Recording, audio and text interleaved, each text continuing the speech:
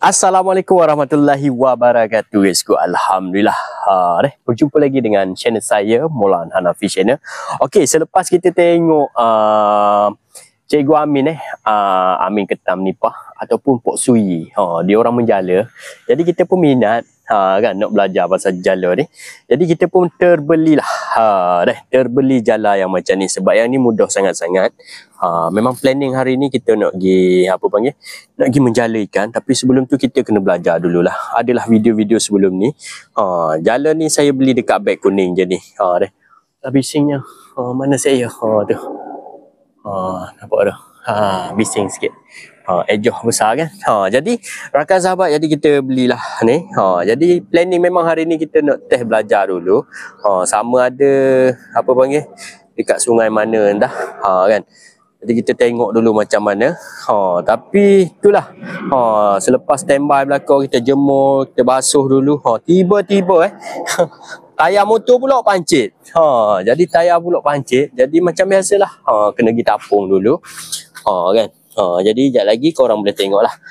Selepas kita tapung ni, mungkin kita try jala lah. Okey guys, jom kita tapung tayar dulu. Nampaknya korang tengok ni deh. Tu dia guys, skru masuk guys. Patutlah pancit, patutlah bocor. Jadi kita dah bawa dekat bengkel ni. Jadi abang ni akan, sebelum nak tapung tu, dia akan cabut dulu lah skru yang kita kena tu. Korang boleh tengok. Ni abang ni tengah cabut. Nampak tu.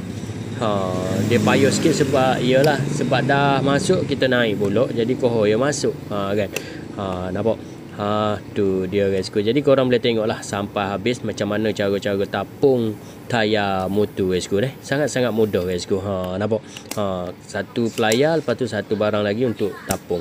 Korang tengok dia cabut tu. Okey guys, jadi dia pusing, dah tercabut. Selepas cabut tu angin masih keluar sikit-sikit, terus masuk napung dia guys.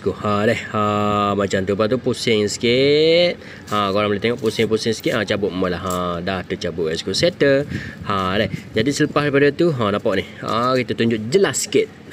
Tu dia guys. Alhamdulillah. Jadi abang ni selepas tapung tu, jadi isilah angin. Jadi masa ni saya minta isi angin depan belakang lah. Depan belakang.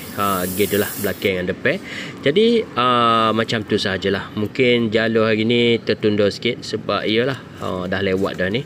Mungkin kita tengok esok-esok pula, tengok macam mana perjalanan kita guys.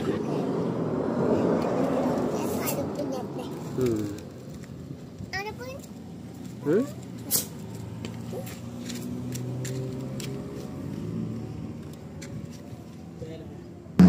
Okay, jom ni.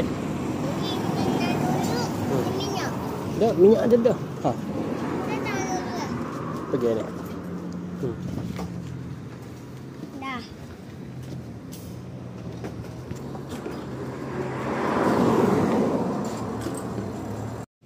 Okey guys, tu sajalah video hari ni guys. Jadi nanti bila kita nak menjala, kita shoot pula dah. Okey, bye bye. Assalamualaikum warahmatullahi wabarakatuh guys.